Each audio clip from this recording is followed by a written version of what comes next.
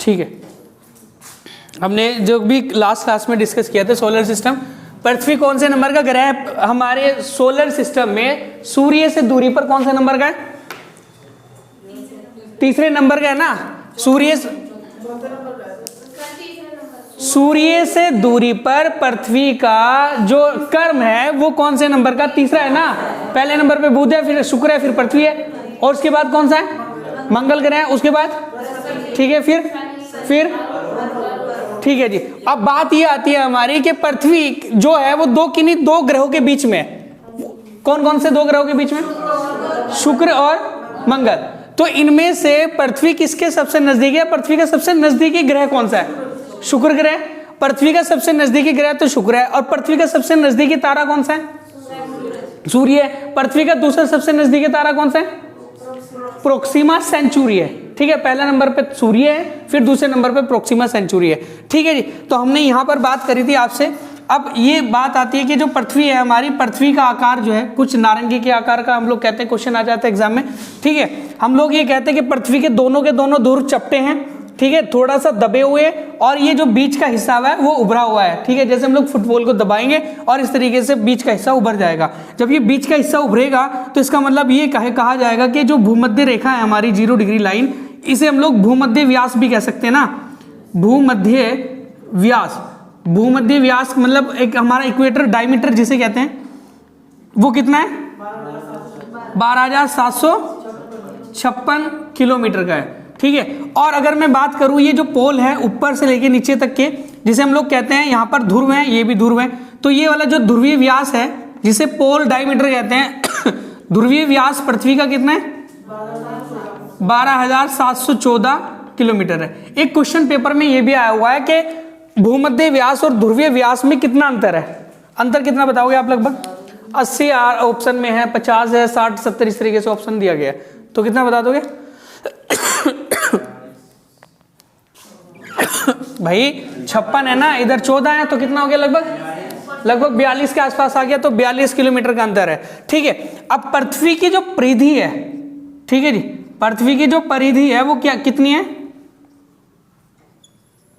परिधि तो 40,075 किलोमीटर की परिधि है पृथ्वी की। ये पॉइंट भी लिख लो आप लोग। हाँ, रियल में है, लिख लेंगे हम लोग जरा। पृथ्वी की जो परिधि है वो कितनी है? तो 40,075 किलोमीटर की है। अगर कभी क्वेश्चन पूछा जाता है कि पृथ्वी का द्रव्यमान कितना है, द्रव्यमान मास ऑफ अर्थ कितना है? 5.97 इंटू 10 की पावर 24 kg, किलोग्राम। तो भाई द्रव्यमान की यूनिट तो किलोग्राम है ना, तो पृथ्वी का द्रव्यमान कितना हो गया? 5.97 गुना 10 की घात 24 किलोग्राम। ठीक है, पृथ्वी के घनत्व, पृथ्वी का औसत घनत्व कितना है? औसत घनत्व कितना बताएंगे आप लोग? 5.5 ग्राम पर सेमी क्यूब। ठीक है जी, ये पृथ्वी का औसत घनत्व है। ठीक है जी, पृथ्वी का अगर मैं बात करूं कि भूपर्पटी भाग से अंदर कोर की ओर आते समय पृथ्वी के घनत्व पर क्या प्रभाव पड़ेगा? तो हम लोग ये कहेंगे कि पृथ्वी के कोर का घनत्व कितना है? पृथ्वी के कोर का घनत्व कितना है? 13.6 ग्राम पर सेमी क्यूब है। ठीक है जी, तो ये ज्यादा है मतलब इसका। और औसत घनत्व कितना है? 5.5 ग्राम पर सेमी क्यूब। कोर मतलब सेंटर पॉइंट ऑफ अर्थ। ठीक है जी, inner centre point of earth. ठीक है, यहां पर है। ये चीज मैंने आपको बताई दी गई थी कि ये सबसे भारी भाग जो है पृथ्वी का, जिसे भूपर्पटी कहते हैं, जिस पर चट्टान, पर्वत, पठार पाए जाते हैं, तो उसे क्या कहते हैं हम लोग? पार्ट को भूपर्पटी। इसे क्या कहेंगे? भूपर्पटी।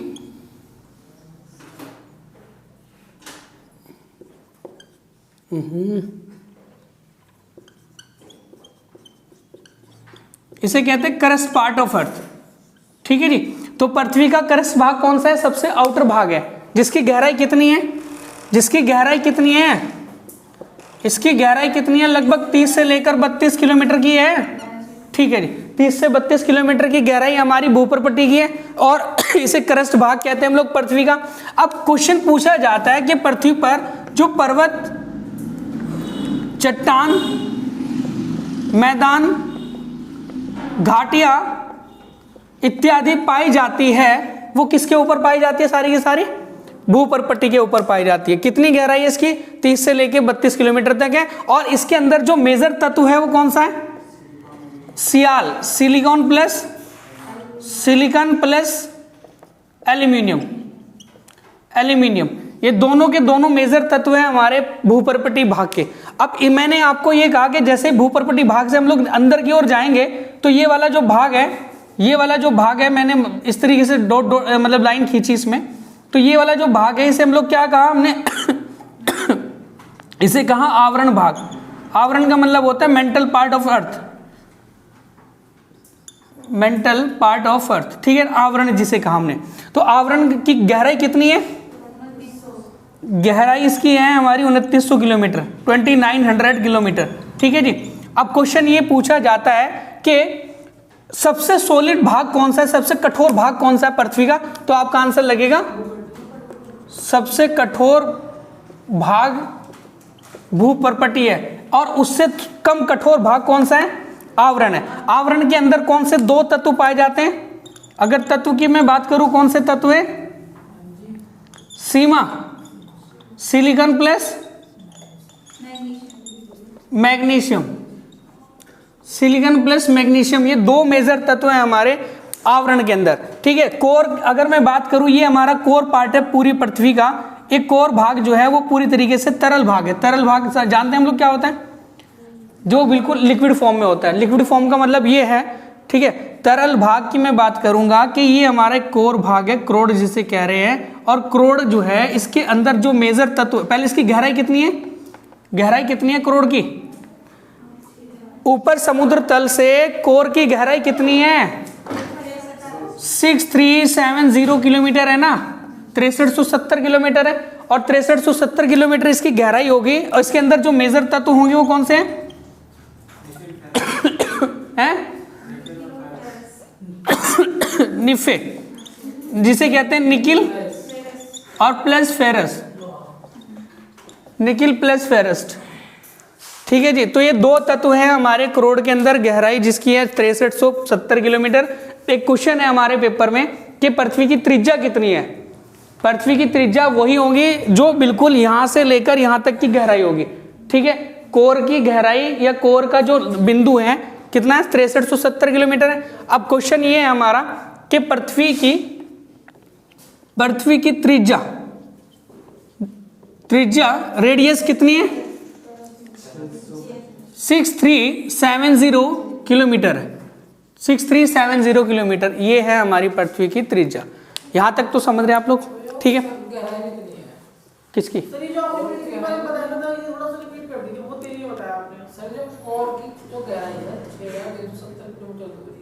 कोर की जो गहराई है ऊपर से समुद्र तल से 6370 किलोमीटर है। ठीक है। अब यही तो त्रिज्या होगी, बिल्कुल सेंटर पॉइंट है हमारी पृथ्वी का। ठीक है। चाहे इधर से चले जाएंगे तब, इधर से जाएंगे तब, इधर से जाएंगे तब, यहां तक पृथ्वी की त्रिज्या हमने पता लगी। ठीक है। तो पृथ्वी के कितने व्यास हैं? व्यास के आधी तो त्रिज्या होती है। तो व्यास कितने हैं? दो हैं। एक तो भूमध्य व्यास, क्योंकि बीच का हिस्सा थोड़ा सा चौड़ा है इसलिए व्यास ज्यादा हो जाएगा। ध्रुवीय व्यास थोड़ा सा दबा हुआ है तो इसका मतलब व्यास कम हो जाएगा, तो ध्रुवीय व्यास कम होगा। परिधि कितनी है इसकी? जो गोलाई गहराई है, गहराई कितनी है इसकी? पृथ्वी की गोलाई 40,075 किलोमीटर। ठीक है जी। हाँ जी, क्या कह रहे थे आप? मैं ये कह रहा था कि पृथ्वी को 3 भागों में बांटा गया है ना। सबसे पहला ऊपर का भाग है भूपर्पट्टी, जिसकी गहराई है 30 से लेके 32 किलोमीटर। भूपर्पट्टी भाग के अंदर जो मेजर तत्व हैं वो पाए जाते हैं सियाल, सिलिकॉन प्लस मैग्नीशियम, मेजर रूप से। इनके ऊपर ही पर्वत, चट्टान, मैदान, घाटी इत्यादि पाए जाते हैं। पृथ्वी का सबसे कठोर भाग भी कौन सा होता है? क्रस्ट होता है, सबसे ऊपरी भाग जिस पर हम लोग रहते हैं। ठीक है जी। उसके बाद जैसे हम लोग इस क्रस्ट भाग से नीचे की ओर जाएंगे तो हमें मिलेगा आवरण भाग, जिसे मेंटल कहते हैं। मेंटल की जो गहराई है यहाँ तक वो है 2900 किलोमीटर है, 2900 किलोमीटर, 30-32 किलोमीटर से लेके अंदर 2900 किलोमीटर। इसके अंदर जो मेजर तत्व है, सीमा है सिलिकॉन प्लस मैग्नीशियम है, ठीक है जी। और ये थोड़ा सा ऊपर वाले भाग से, भूपर्पटी से हल्का कठोर होता है, हल्का कठोर होता है। और जो बिल्कुल अंदर वाला भाग होता है क्रोड, ये हमारा तरल भाग होता है। और तरल भाग मतलब इसके अंदर एक जिस तरीके से मैग्मा पाया जाता है ना, जब ज्वालामुखी का उद्गम होता है तो वो कोर भाग से ही निकलकर मैग्मा बाहर निकलता है उस टाइम, ठीक है। यहां तक तो समझ रहे हैं आप। चलो एक क्वेश्चन आप लोगों से है कि पृथ्वी की गहराई में 1 किलोमीटर नीचे जाने पर कितने डिग्री सेल्सियस का मतलब बढ़ोतरी होती है या घटती है? कितना? 32 किलोमीटर जाने पर 1 डिग्री ताप बढ़ जाता है? पक्का? चलो यहां तक हमने लिख लिया, हटाओ इसको।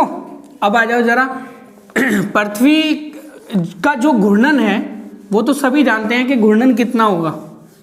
घूर्णन तो सभी जानते हैं, घूर्णन का मतलब होता है हमारा रोटेशन, अपने एक्सिस पर घूमना।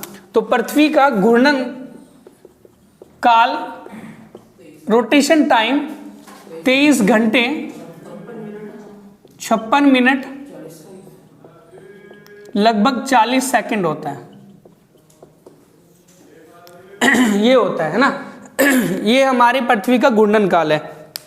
और घूर्णन काल का एक बड़ा महत्वपूर्ण यूज या उपयोग, या फिर हम लोग कह सकते हैं इससे संबंधित जो क्वेश्चन आ जाते हैं कि पृथ्वी पर जो ज्वार भाटा आता है, पृथ्वी पर जो ज्वार भाटा आता है वो घूर्णन काल की वजह से आता है या परिक्रमण काल की वजह से आता है? ज्वार भाटा घूर्णन काल की वजह से आता है, क्योंकि एक दिन में 2 ज्वार आते हैं भाई, 2 ज्वार 2 भाटा आएंगे तो क्या हो जाएगा हमारा, तो यहां ज्वार भाटा। ऊपर से जो हमारी सागरीय धाराएं उत्पन्न होती है वो भी किसकी वजह से हो रही है? भाई अगर पृथ्वी ऐसे घूम रही है तो सागरीय धारा इसकी विपरीत दिशा में घूम रही है। पृथ्वी का घूर्णन जो है वो पूर्व से पश्चिम है, पश्चिम से पूर्व है, पश्चिम से पूर्व की ओर है। ये भी हमने ध्यान रखना है, समझ रहे हैं आप बात को। तो ये सारी चीजें क्वेश्चन आ जाता है कि इनमें से घूर्णन काल की वजह से क्या क्या परिवर्तन होता है या क्या क्या गतिविधियां होती है। अब एक और चीज है, घूर्णन की वजह से ही पृथ्वी की दिन रात होते हैं। पृथ्वी पर जो दिन रात होते हैं वो किसकी वजह से होते हैं? उसके घूर्णन की वजह से होते हैं। ये समझ रहे हैं मेरी बात यहां तक?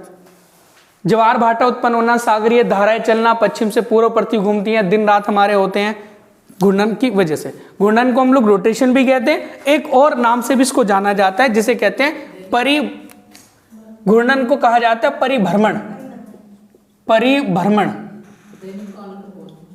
हाँ, दैनिक काल इसको कह सकते हैं। दैनिक काल का मतलब ये होता है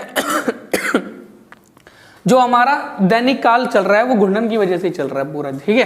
तो ये सारी गतिविधियां जो होती है हमारी पृथ्वी के घूर्णन काल की वजह से होती है और इसे परिभ्रमण भी कहते हैं। जैसे मैंने कहा कि ये मार्कर है और ये मार्कर अपने एक्सिस पर ऐसे घूम रहा है, ठीक है जी। हम लोग ऐसे अपने अपने इधर इर्द गिर्द घूमने लग जाए ऐसे चारों तरफ ऐसे करके, तो ये हमारा क्या है कि घूर्णन काल है। लेकिन अगर मैं ये कहने लग जाऊं कि मैं इस बोर्ड के चारों ओर घूमूं, ठीक है जी, या किसी एक बिंदु के चारों ओर ऐसे घूमूं, तो वो क्या कहलाएगा? परिक्रमण काल। अब मैं बात करूं आपसे पृथ्वी का परिक्रमण काल, ठीक है जी, जिसे कहते हैं revolution time period of earth. पृथ्वी का परिक्रमण काल कितना है? 365 दिन 6 घंटे। 365 दिन 6 घंटे हैं। तो कहने का मतलब ये है कि पृथ्वी जो सूर्य के चारों ओर एक चक्कर लगाती है जिसे सौर वर्ष कहते हैं। क्वेश्चन पूछा जाता है कि पृथ्वी का सौर वर्ष कितना है? सौर वर्ष कितना है मतलब सूर्य के चारों ओर चक्कर लगाना, तो वो कितना है हमारा? 365 दिन 6 घंटे है। और प्रति वर्ष ये 6 घंटे प्लस होते चले जाएंगे, जुड़ते चले जाएंगे, और 4 साल में यही 6 घंटे 6 चौक 24 हो जाएंगे, और 24 हो जाएंगे तो एक दिन बढ़ जाएगा, तो इसका मतलब लीप ईयर आ जाएगा। तो चौथे वर्ष में 366 दिन आते हैं हमारे पृथ्वी के परिक्रमण काल के। समझ रहे आप बात को? इसे सौर वर्ष कहते हैं। इसकी वजह से क्या होता है, मौसम परिवर्तन होता है।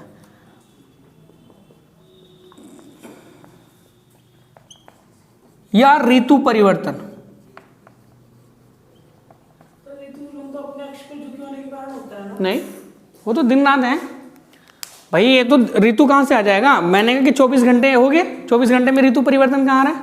ऋतु परिवर्तन तो तब होता है जब हमने कहा कि अभी सर्दियां चल रही है, कहीं अभी वो आ जाएंगी, नौरस आ जाएगा, उसके बाद गर्मियां आ जाएंगी, उसके बाद बरसात आ जाएंगी, उसके बाद हमारा ये शीत क्या बोले शीत ऋतु आ जाएंगी इत्यादि। ये सारी जो परिवर्तन हो रहे हैं वो तो पृथ्वी के सूर्य के चारों चक्कर लगाने की वजह से हो रहे हैं ना, इसी तो परिक्रमण कह रहे हैं।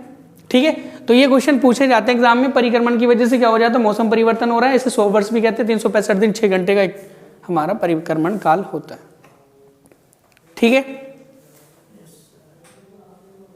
आगे लिखो। पृथ्वी के ऊपर सभी को पता है कि सबसे ऊंचा पर्वत कौन सा है, सबसे ऊंचा स्थान कौन सा है?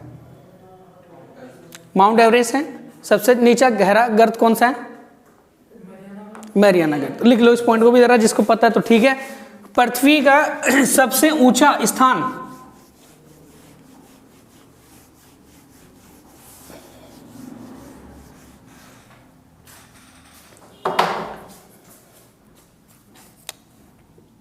पृथ्वी का सबसे ऊंचा स्थान माउंट एवरेस्ट है।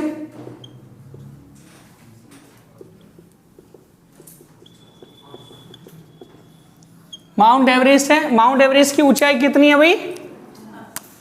है ना? अरे हाइट कितनी है? 8,848.86 मीटर। हाँ जी सर, 8,848.86 मीटर लिख लिया हमने। हाँ बस वही 8-6 बढ़ी हुई है ऐसे करके। ठीक है जी। अब क्वेश्चन ये है कि पृथ्वी का सबसे गहरा स्थान कौन सा है? मैरियाना गर्त। मैरियाना गर्त कहां पर है? ये प्रशांत महासागर में है, जिसकी गहराई कितनी है? 11,033 मीटर। प्रशांत महासागर में है, फिलीपींस कंट्री के पास में। ठीक है जी। और इसकी गहराई है हमारी 11,033 मीटर। और यहां पर माउंट एवरेस्ट की ऊंचाई है कितनी? 8,848। अब मुझे आंसर देंगे जरा, सोलर मंडल का, सोलर सिस्टम का सबसे ऊंचा पर्वत कौन सा है? निक्स ओलंपिया। ठीक है जी। और यहां पर ये कौन सा है? पृथ्वी का सबसे ऊंचा है। ठीक है जी, यहां तक हो गया।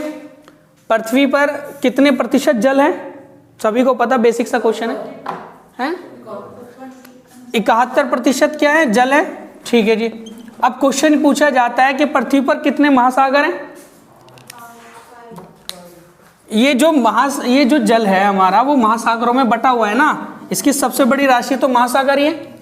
ठीक है, तो यहां पर 71% जल है जो कितने? 5 महासागरों में बटा हुआ है। और 5 महासागर कौन से? यहां पर मेरे को आंसर दें। पहले प्रशांत है, फिर दूसरा अटलांटिक, दूसरा तीसरा यार तुम भी बिल्कुल वही लिखो जरा। 5 महासागर लिखेंगे जरा। प्रशांत है सेकंड नंबर पे, अटलांटिक जिसे अंध महासागर भी कहते हैं, नंबर 3 पर है हमारा हिंद महासागर, नंबर 4 है आर्कटिक, और ये है हमारा नंबर नेक्स्ट है दक्षिण महासागर। दक्षिण महासागर को अटलांटिक भी अंटार्कटिका भी कहते हैं, अंटार्कटिका महासागर।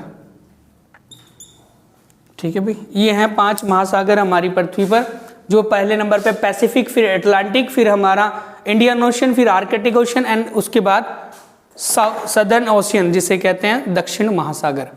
ठीक है। इसी पृथ्वी पर जो स्थल मंडल है हमारा, स्थल खंड है, तो वो कितने महाद्वीपों में बटा हुआ है? जो लैंड मास है पूरा इस अर्थ पर, या अर्थ का जो लैंड मास है पानी को छोड़कर, वो कितने प्रतिशत है टोटल? 29% है ना। आप मुझे एक आंसर देंगे जरा, इस पानी वाले भाग को कितने तिहाई में कर सकते हैं? 3/4 में कर सकते हैं, 2/3 में कर सकते हैं, या फिर 4/3 में कर सकते हैं? 3/4। ये सही आंसर है। इसका ध्यान रखें, कई पेपर में आया हुआ है कि पृथ्वी पर जल राशि कितने तिहाई या कितना भाग पाया जाता है, तो 3/4 भाग है। 3/4 भाग जल है। ठीक है जी, ये हमने ध्यान रखना है।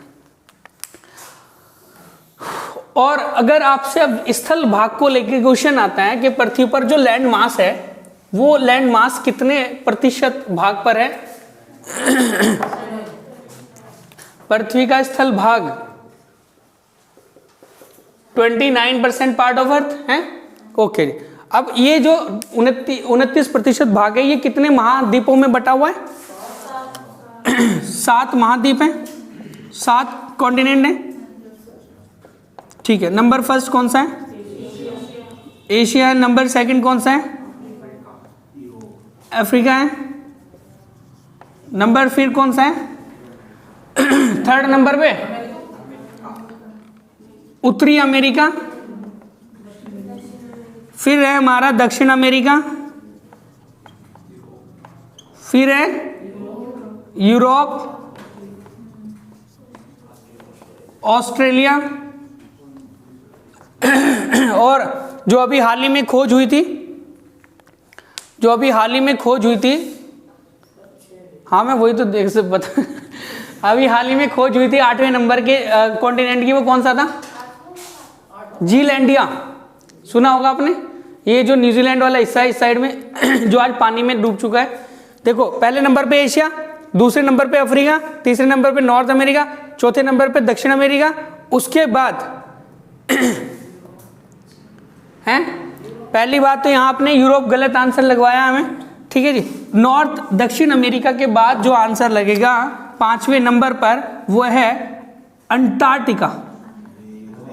जनसंख्या के हिसाब से, डेली के हिसाब से बोलते हैं ना। अंटार्कटिका के बाद आएगा यूरोप, और यूरोप के बाद आएगा ऑस्ट्रेलिया। तो अगर मैं इनसे संबंधित कुछ 2-3 प्रश्न पूछूं कि सबसे ज्यादा जनसंख्या वाला महाद्वीप कौन सा है, सबसे कम जनसंख्या वाला महाद्वीप कौन सा है? अंटार्कटिका। ठीक है, अंटार्कटिका, क्योंकि सबसे कम पॉपुलेशन है ना भाई। उसके बाद अगर क्वेश्चन आता है कि सबसे छोटा आकार में कौन सा है? ऑस्ट्रेलिया है। ठीक है, क्वेश्चन पूछा जाता है सबसे ज्यादा देशों वाला महाद्वीप कौन सा है? अफ्रीका। सबसे ज्यादा देशों वाला अफ्रीका है। ठीक है जी, ये हमने इतना ध्यान रखेंगे। अगर क्वेश्चन पूछा जाता है ऐसा कौन सा महाद्वीप है जिस पर कोई भी डेजर्ट नहीं है, मतलब डेजर्ट का मतलब मरुस्थल नहीं है, अंटार्कटिका तो सबसे बड़ा मरुस्थल वाला महाद्वीप है। यूरोप एक ऐसा महाद्वीप है जिसमें कोई भी मरुस्थल नहीं है, और एक ऐसा महाद्वीप जिस पर कोई भी घास का मैदान नहीं है, अंटार्कटिका, जिस पर कोई भी घास का मैदान नहीं है। घास के मैदान हम लोग पढ़ेंगे आगे चलकर, ज्योग्राफी का ही पार्ट है, स्ट्रेटेजी के एनवायरमेंट। यहां तक हम लोग समझ रहे हैं कि पृथ्वी पर जो पाया जाने वाला जल है उसको हमने 5 राशियों में बांटा गया, जिसे ओशियन कहा गया, और जो हमारे 7 महाद्वीप हैं इन्हें हम लोगों ने स्थल भागों को 7 कॉन्टिनेंट में डिवाइड किया गया। अब ये 7 कॉन्टिनेंट हमने लिखे हैं। अब आ जाओ जरा जो आपने लिखा है एरिया के अकॉर्डिंग ना। हाँ, ये बिल्कुल एरिया के अनुसार है ना। जनसंख्या के हिसाब से यूरोप अफ्रीका से पहले आ जाएगा शायद। यूरोप अफ्रीका से नहीं, अफ्रीका की पॉपुलेशन 2nd नंबर पे है। अभी करेंगे इसको, डिस्कस कर लूँगा, मैं बताऊंगा सब, एक कॉन्टिनेंट पढ़ाएंगे जब। यहाँ तक होगी अभी।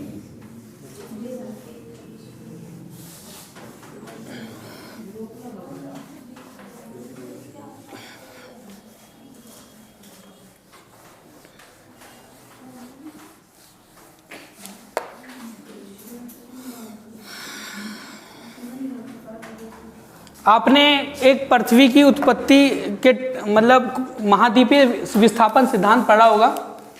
तो द्वीपीय विस्थापन सिद्धांत, ये सिद्धांत किसने दिया था? महाद्वीपीय विस्थापन सिद्धांत, इसे कहते हैं कॉन्टिनेंट डिस्प्लेसमेंट थ्योरी। वेगनर ने, किसने दिया? वेगनर ने दिया गया था 1920 के आसपास में, इतना कहा जाता है 1921 या 1920 वेगनर के द्वारा हैं। अब इसमें ये कहा जाता था कि एक बहुत, ये जो पृथ्वी थी ये पूरा का पूरा एक ऐसा स्थल भाग हुआ करता था जिसका नाम क्या था पूरा? इस पूरे के पूरे जो एक पृथ्वी है, इस पृथ्वी पर इस पृथ्वी के अंदर इस तरीके से एक टुकड़ा हुआ करता था, इसे कहा गया था पेंजिया। इसे कहा गया था पेंजिया, जो पूरा का पूरा एक स्थल खंड था। क्या था ये? स्थल खंड, ठीक है। इसे किस नाम से जाना गया? पेंजिया। अब उसके बाद इसके चारों ओर जो सागर था, महासागर था, उसे किस नाम से जाना जाता था? नहीं, ये जो सागर है इसके चारों तरफ, जिसे मैं डॉट डॉट करके बनाऊं, तो ये जो सागर है, इस सागर को किस नाम से जाना जाता था? इसे कहा जाता था पैंथालासा। सुना होगा पैंथालासा, ये था एक महासागर, महासागर। और पेंजिया क्या हुआ करता था? एक स्थल खंड हुआ करता था। अब पृथ्वी तो ऐसे घूम रही है, मोशन कर रही है ना, पृथ्वी तो इस दिशा में घूम रही है, ठीक है, ऐसे करके, ठीक है। अब जैसे वो ऐसे घूमेगी तो यहाँ पर पानी का एक जो बहाव होगा वो ऐसे आएगा, और जब पानी का बहाव ऐसे आएगा तो टकराव डालेगा बीच में। अब इस कॉन्टिनेंट में जब टकराव डालेगा तो कॉन्टिनेंट भागों में विभक्त होगा। और भागों में विभक्त क्यों होगा? क्योंकि ये पृथ्वी का ढलान है, ऊपर ऐसे बीच से उभरी हुई है, तो या तो एक हिस्सा ऊपर की ओर जाएगा, कुछ हिस्से नीचे की ओर जाएंगे, बीच में तो दरार पड़नी है ना। अब इस तरीके से क्या हुआ, जब मैंने ये सेकंड इसका एक स्ट्रक्चर दिखाया आपको, ये वाला, यहां पर क्या हुआ, ये जो भाग था पेंजिया वो दो भागों में विभक्त हो गया, एक तो ऊपर और एक नीचे, ठीक है। अब इसके बीच में जो पानी आया, ये इस पानी को क्या कहा गया? जिस पानी ने इस पूरे के पूरे स्थल भाग को दो भागों में बांट दिया, इस पानी को कहा गया टेथिस सागर। टेथिस सागर, जहां पर आज हिमालय है, ये कहा जाता था कि वहां पर एक क्या सागर, कौन सा सागर होता था पहले? टेथिस सागर, ठीक है जी। और इसका जो नाम दिया गया ऊपर वाले को, ऊपर वाले खंड को क्या नाम दिया गया? पैंथालासा। पैंथालासा नहीं, अंगारा लैंड, अंगारा लैंड, ठीक है। और नीचे वाले को क्या किया गया? गोंडवाना लैंड।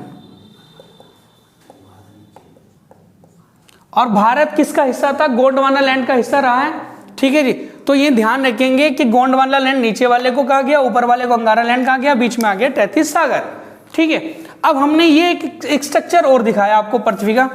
ये स्ट्रक्चर में क्या आया कि भाई मैंने बीच में लाइन खींच दी आपको 0 डिग्री लाइन। अब 0 डिग्री लाइन के नीचे मैंने कहा कि गोंडवाना लैंड का हिस्सा रहा होगा, ऊपर वाले में मैंने कहा अंगारा लैंड। तो ऊपर वाले में क्या आया? एक तो नॉर्थ अमेरिका, उत्तरी अमेरिका, एक आया यूरेशिया, यूरेशिया, बस ये दो है हैं? अरे नहीं, वो नॉर्थ अमेरिका के पार्ट है ना, उत्तरी अमेरिका वाला भाग और यूरेशिया वाला। भाई पूरी का पूरा प्लेट जुड़ी हुई है ना यूरेशिया की, तो है ना, यूरोप और एशिया। अब नीचे क्या आया? नीचे हमारा आ गया एक तो दक्षिण अमेरिका, अफ्रीका, अंटार्कटिका, ऑस्ट्रेलिया और हमारा इंडिया, भारत, इंडियन प्लेट। तो कई सारी चीजें जो थी वो गोंडवाना लैंड का भाग रही है। हमारी पृथ्वी पर जो इंडिया आज दिखाई देता है वो इंडिया भी किसका भाग था? गोंडवाना लैंड का। तो ये ध्यान रखेंगे, दक्षिण अमेरिका, अफ्रीका, अंटार्कटिका, ऑस्ट्रेलिया और इंडिया, ये सारी की सारी जो प्लेट थी हमारी वो गोंडवाना लैंड का भाग रही है। यहां तक समझ रहे? इस तरीके से जाके धीरे धीरे महाद्वीप जो है खिसकते चले गए, खिसकते खिसकते आज इस स्थिति में हमें दिखाई देते हैं। जिस तरीके से हम लोग किसी वर्ल्ड मैप को देखेंगे उसमें कुछ कॉन्टिनेंट हमें दिखाई दे रहे हैं, आज इस तरीके की स्थिति है। अभी भी ये कहा जाता है कि धीरे धीरे इंडियन प्लेट जो है वो यूरेशिया प्लेट से टकरा रही है, और जब वो टकराएगी ऊपर की ओर तो ऐसे करके कहीं ना कहीं पे चट्टान ऊपर की ओर उठेंगे, ठीक है ना। जो चट्टान ऊपर की ओर उठेंगे तो क्या होगा? फिर हमारा माउंट एवरेस्ट की ऊंचाई भी बढ़ेगी। अन्य हिमालय पर्वत की ऊंचाई भी मतलब बढ़ेगी। तो इसीलिए कहा जाता है कि माउंट एवरेस्ट की ऊंचाई में धीरे धीरे बढ़ोतरी हो रही है। समझ रहे आप? क्योंकि इंडियन प्लेट यूरेशिया प्लेट से जाके टकरा रही है। यहां तक तो समझ रहे हैं ना? अभी तो हमारा एशिया के अंदर है। हाँ, वो अभी आता है। क्यों? क्योंकि इंडियन प्लेट किससे टकराई थी? यूरेशिया से टकराई ना। अब यूरोप अलग कर दिया गया, एशिया अलग कर दिया गया, तो इंडिया भी एशिया का हिस्सा है। आप मुझे एक आंसर देंगे, इंडियन प्लेट जो है, इंडियन प्लेट में कितने देश आते हैं? भारतीय उपमहाद्वीप के अंदर कितने देश आते हैं? क्वेश्चन है बहुत बढ़िया। भारतीय उपमहाद्वीप के अंदर कितने देश आते हैं? बताओ।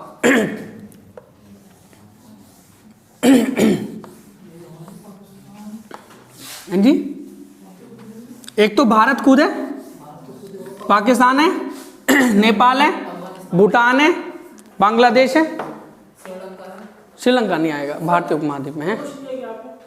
मैंने कहा कि भारतीय उपमहाद्वीप में कितने देश आते हैं? तो 5 देश आते हैं। एक तो भारत है, पाकिस्तान है, नेपाल है, भूटान है, बांग्लादेश है। ठीक है, कितने हो गए? 5 हो गए पूरे। बस ये है हमारा। तो ये जो इंडियन प्लेट थी ना, इस इंडियन प्लेट के अंदर आने वाले देश हैं पूरे। अब आ जाओ जरा, बड़ा अच्छा खासा टॉपिक पढ़ेंगे हम लोग पृथ्वी की गतिविधियों के बारे में, दिन रात जो होते हैं।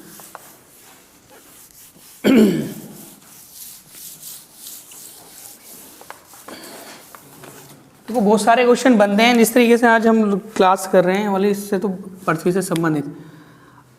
मैंने कहा कि ये कोई सूर्य है और इस सूर्य के चारों ओर चक्कर लगाती है हमारी पृथ्वी। ठीक है, अब जब पृथ्वी सूर्य के चारों ओर चक्कर लगाती है तो पहले तो पृथ्वी का आकार जो है वो कुछ चपटा है। ठीक है, इस तरीके से।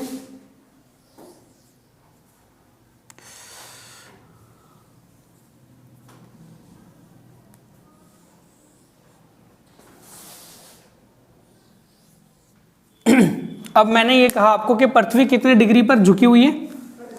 भाई ये तो अगर बिल्कुल सीधी लाइन है तो क्या सीधी लाइन है पे पृथ्वी तो ऐसी है ना, 23.5 डिग्री ऐसी मान लो,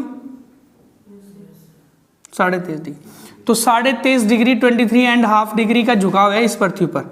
ठीक है, अब मैंने ये कहा आपको कि अगर ये 0 डिग्री लाइन मैंने इस तरीके से खींच दी तो यहां पर भी तो सीधी खींचेगी ना। भाई मैंने अगर यहां से सीधी रेखा ऐसे खींच दी डॉट डॉट, ये तो 0 डिग्री भूमध्य रेखा होगी। लेकिन मैं ये कह रहा हूं आपको कि क्या 0 डिग्री भूमध्य रेखा बिल्कुल सीधी है? जब ये 23.5 डिग्री पर झुक गई तो फिर ये 0 डिग्री भूमध्य रेखा भी तो झुक जाएगी ना, तो ऐसे होगी। अब मैंने आपको ये कहा कि 0 डिग्री भूमध्य रेखा मेरी यहां पर है, इसको हटा दो यहां से। ठीक है, इसको हटा दो। अब ये 0 डिग्री भूमध्य रेखा है। अब मैं आपको ये कह रहा था कि कर्क रेखा पृथ्वी के ऊपर नॉर्थ में होती है या साउथ में होती है? पहले तो मैं आपको ये कह दूं, पहले तो मैं आपको ये बता दूं कि हमारा एक तो नॉर्थ हेमिस्फीयर ये जो है 0 डिग्री है, नॉर्थ हेमिस्फीयर 0 डिग्री से ऊपर है, और साउथ हेमिस्फीयर कहाँ है? 0 डिग्री से नीचे। मतलब उत्तरी गोलार्ध ऊपर है, दक्षिण गोलार्ध नीचे है, और इसके उत्तरी गोलार्ध में 23.5 डिग्री यहाँ पर है जिसे कर्क रेखा कहा जाता है, और 23.5 डिग्री नीचे है जिसे मकर रेखा कहा जाता है।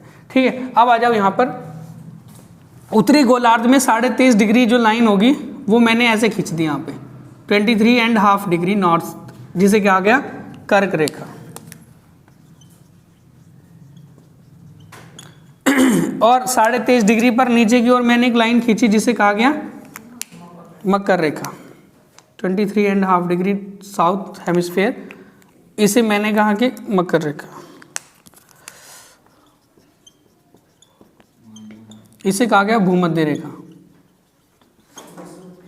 ठीक है, विषुवत रेखा हमको कहेंगे, क्योंकि विषुवत क्या होता है, मैं क्वेश्चन पूछूंगा आपसे पहले, विषुवत क्या होता है? विषु क्या होता है? हाँ, वो होता है। अब मुझे आप ये एक आंसर देंगे जरा कि पृथ्वी थोड़ी सी अगर सीधी होती, ऐसे सीधी होती तो बिल्कुल डायरेक्ट रोशनी पड़ती, लेकिन पृथ्वी क्या कि 23.5 डिग्री के झुकाव पर है, तो अभी इनमें से कौन सी रेखा सूर्य के थोड़ा नजदीक झुक गई आके? कर्क रेखा झुकी है, मकर रेखा झुकी है? भाई मकर ही तो झुकी। अगर इसे करेंगे तो हम लोग ये कहेंगे कि मकर रेखा पर या दक्षिणी गोलार्ध में जो सबसे बड़ा दिन होता है वो कब होता है? 22 दिसंबर को है। मैंने कहा कि मकर रेखा पर सबसे बड़ा दिन देखो मैं एक ही बात बोल रहा हूँ, वैसे तो कई सारे दिन महीनों की हमारी गर्मी रहेंगी यहाँ, लेकिन सबसे बड़ा दिन, और सबसे बड़ा दिन कब होगा? जिस समय सूरज की रोशनी ज्यादा पड़ेगी किसी रेखा पर जाके, ठीक है। और रेखा पर सबसे ज्यादा पड़ रही है सूरज की रोशनी फिलहाल यहाँ पर मकर रेखा पर, तो मकर रेखा पर सबसे बड़ा दिन कब होता है? हाँ जी, 22 दिसंबर को होता है। 22 दिसंबर को होता है मकर रेखा का सबसे बड़ा दिन।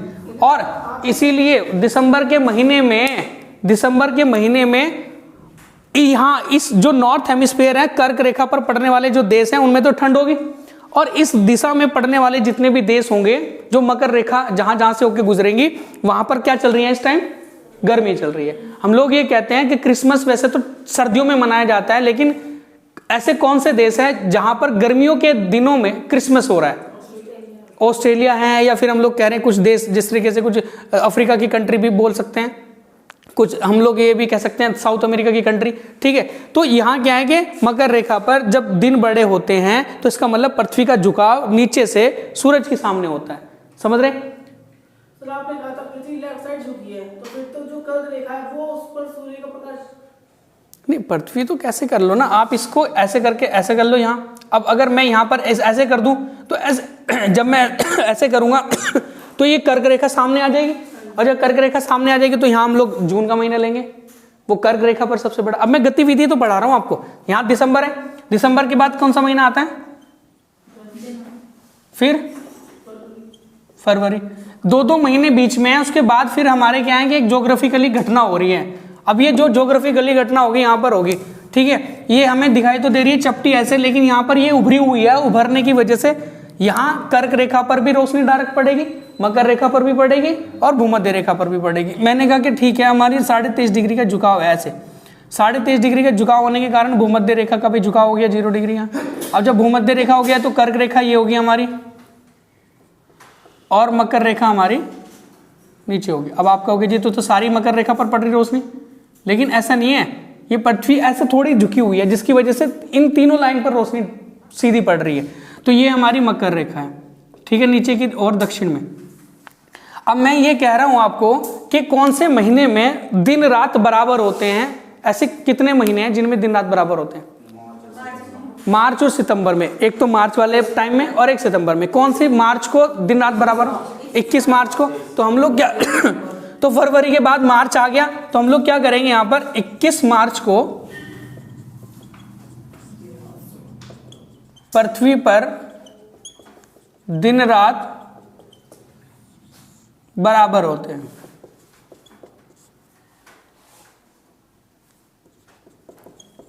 ये लिख लिया हमने। इसे कौन सा विषुव कहेंगे हम लोग?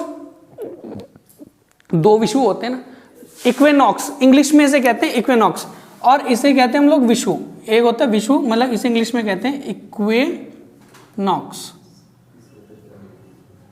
ठीक है। अब मैं ये कह रहा हूं कि पृथ्वी पर जहां दिन रात बराबर होते हैं उस घटना को विषुव कहते हैं। भाई यहाँ पे तो दिन रात बराबर हो गई ना, तो ये भी तो विषुव कहलाएगा। तो पृथ्वी पर 2 विषुव होते हैं, इसीलिए हम लोग कहते हैं भूमध्य रेखा को भी विषुवत रेखा, क्योंकि मोस्टली ज्यादातर इस रेखा पर दिन रात बराबर होते हैं, इसीलिए विषुवत रेखा कहते हैं। अब मैं ये कह रहा हूं आपको कि पृथ्वी पर 2 बार विषुव होते हैं, एक तो मार्च में हो रहा है 21 मार्च को, और एक होगा सितंबर में जाके यहाँ पर। तो मैं ये कह रहा हूं आपको कि विषुव 2 प्रकार के होते हैं।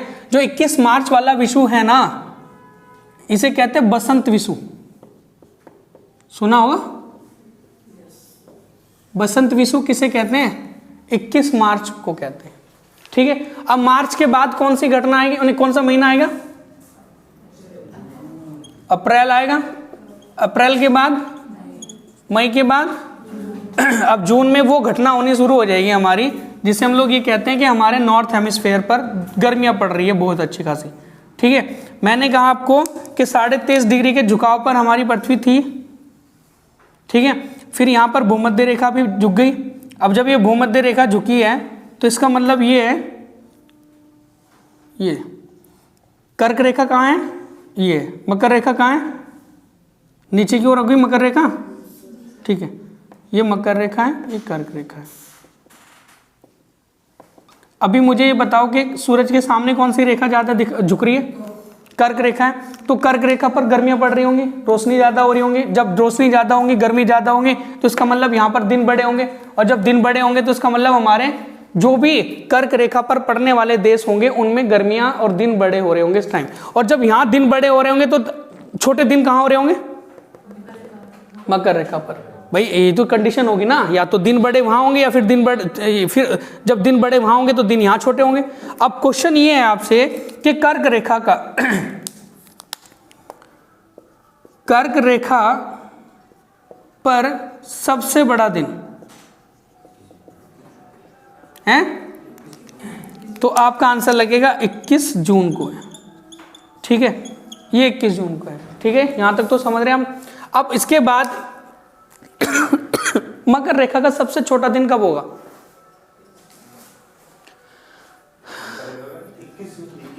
21 जून को ही तो होगा भाई, 21 जून को ही तो सबसे छोटा दिन हो जाएगा। उधर छोटे हो रहे हैं ना, इधर बड़े हो रहे हैं, और जब यहां बड़े होंगे तो छोटे होंगे ना। तो इसलिए अगर मैं कहने लग जाऊं कि हमारे भारत का सबसे छोटा दिन कब होता है, अरे वो तो सबसे बड़ा 22 दिसंबर को होगा, क्योंकि जिस समय कर्क रेखा मकर रेखा पर बड़ा दिन हो रहा है उस समय कर्क रेखा पर छोटा होगा, तो इसका मतलब हमारे भारत में छोटा दिन हो गए। अब क्वेश्चन ये है हमारा कि भारत का सबसे बड़ा दिन कब है? 21 जून को होता है, क्योंकि कर्क रेखा का सबसे बड़ा दिन ही भारत का सबसे बड़ा दिन है। जून के बाद कौन सा महीना है? जुलाई है, फिर अगस्त है। फिर यहां पर फिर एक घटना होगी हमारी ज्योग्राफिकली, 23.5 डिग्री के झुकाव पर हमारी पृथ्वी है, और इसके बाद यहां पर ये हमारी भूमध्य रेखा भी झुक गई। फिर ये हमारी कर्क रेखा है और ये हमारी मकर रेखा है। तो इसका मतलब ये है कि ये तो अभी हमें दिखाई दे रहा है कि कर्क रेखा सामने है, लेकिन क्या है कि झुकाव ज्यादा इस तरीके से ऊपर की ओर है पृथ्वी का, तो जिसकी वजह से तीनों रेखाओं पर रोशनी बराबर पड़ रही है। और जब तीनों रेखा पर रोशनी ज्यादा पड़ रही है, बराबर पड़ रही है, तो इसका मतलब क्या होंगे? दिन रात बराबर होंगे। तो मैं ये कह रहा हूं आपको कि कौन से सितंबर को दिन रात बराबर होंगे? 23 सितंबर को दिन रात बराबर होते हैं। ठीक है, एक तो 21 मार्च को दिन रात बराबर है और एक 23 सितंबर को है। अब 23 सितंबर वाले जो दिन रात बराबर हो रहे हैं उसे किस नाम से जान रहे हैं? कौन सा विषु कह रहे हैं? उसे कहते हैं शरद विषु। कौन सा? मैंने कह दिया ना कि विषु दिन रात बराबर होते हैं। विषु वो घटना होती है जहां दिन रात बराबर होते हैं।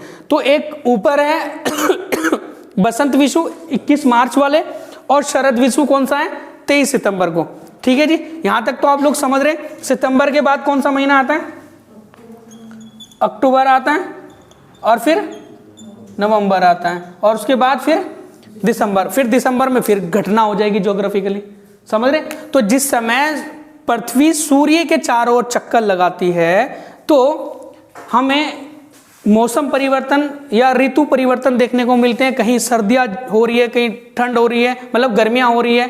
ठीक है, तो हम लोग ये कहते हैं कि यहाँ पर वो हम लोग पढ़ेंगे ही कि उष्ण कटिबंधीय क्षेत्र क्या होता है, शीतोष्ण कटिबंधीय क्षेत्र क्या होता है, उसको आगे क्लास में पढ़ेंगे। लेकिन फिलहाल ये गतिविधि आपने ध्यान रखनी है, पृथ्वी के सूर्य के चारों ओर चक्कर लगाते समय क्या क्या परिवर्तन होते हैं। ठीक है, क्वेश्चन आ जाता है एग्जाम में। अब क्वेश्चन ये भी है कि पृथ्वी जब सूर्य के चारों ओर चक्कर लगाती है तो किस दिशा में लगाती है, मतलब किस आकार में लगाती है? परवलयाकार। ठीक है ना, जिसे कहते हैं हम लोग इलिप्टिकल, सुना होगा आपने कभी, ये भी कहते हैं। तो सूर्य के चारों ओर जो चक्कर लगाती है पृथ्वी, वो ऐसे नहीं लगाती गोलाकार आकृति में। वो कैसे लगाती है? देखो, जैसे ये एक बिंदु है, इस बिंदु के चारों ओर चक्कर लगाएगी ऐसे करके, ये करके, ये आकार है इसका। तो कहीं पर ज्यादा दूरी हो रही है सूर्य से पृथ्वी की, और कहीं पर बहुत कम डिस्टेंस हो रही है सूर्य की पृथ्वी से। समझ गए आप? अब क्वेश्चन ये है मेरा कि पृथ्वी की सर्वाधिक दूरी सूर्य से कब होती है? मैंने आपको ये कहा कि जब पृथ्वी सूर्य के सबसे अधिक दूरी पर होती है,